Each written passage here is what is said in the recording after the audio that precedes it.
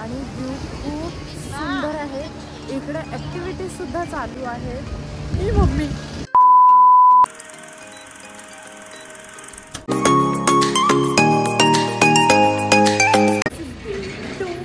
आणि आम्ही आता द्वारकाधीश टेम्पलला जायला निघालोय, पण टेम्पलचं जे टायमिंग्स आहे ते 12:30 पर्यंतच आहे आणि आता 1:30 वाजला आणि ॲज युजल आम्ही लेट आहोत आज पण।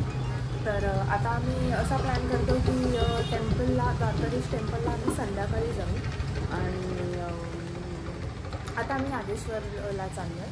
तिथून दर्शन घेऊन मग आम्ही डायरेक्टली इव्हनिंगला द्वारकाधीश टेम्पलला येऊ।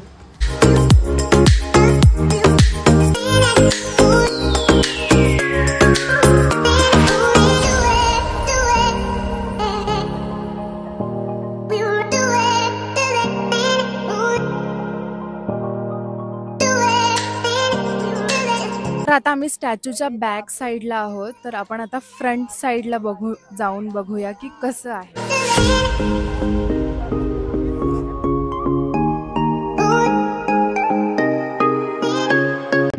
तर आता आम्ही आलोय गोपी तलाव रुक्मिणी मंदिरमध्ये। याआधी तुम्ही पाहिलं लक्ष्मीनारायण मंदिर, तिकडे कॅमेरा अलाउड नव्हता म्हणून मी काही शूट नाही केला, बट आता आय होप इकडे कॅमेरा अलाउड असेल। हे बघा, हे मेन एंट्रन्स आहे, तर बघूयात काय आतमध्ये।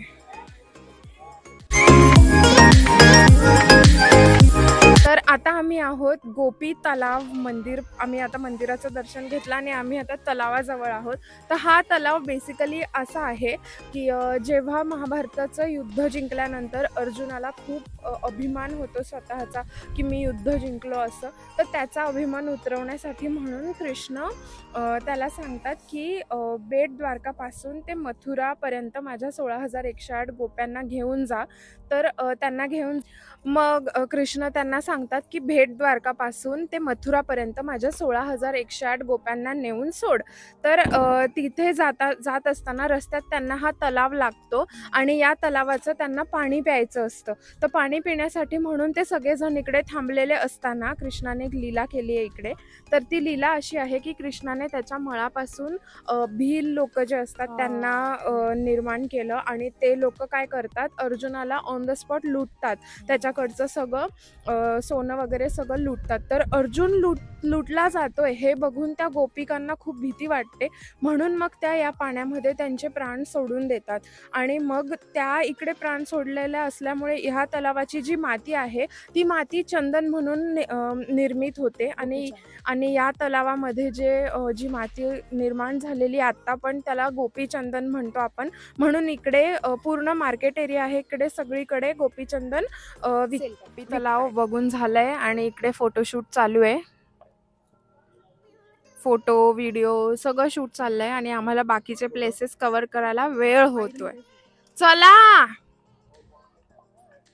चल रे, बस झालं, चला चलते। दादू कसं वाटतंय तुला इकडे? मस्त, छान, मजा येते का? मजा येते, पहिल्यांदा फिरलोय, सर्व चांगलं वाटतंय, सर्व मजा येते। तुमच्या इथे मजा येते, तुमच्या इथे आता तो लगेच नेक्स्ट टाइम वृंदावनला पण येईल, मग त्याला अजून छान वाटेल। मग येईल ना।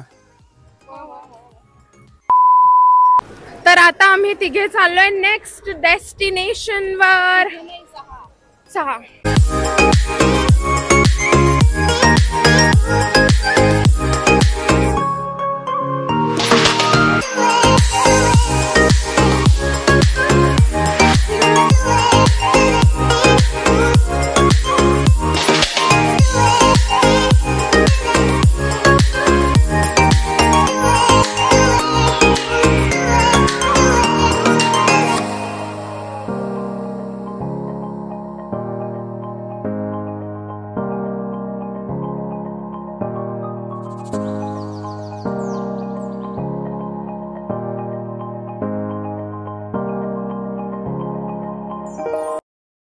आता आपण आहोत बीचवर द्वारकामध्ये आणि व्ह्यू खूप सुंदर आहे।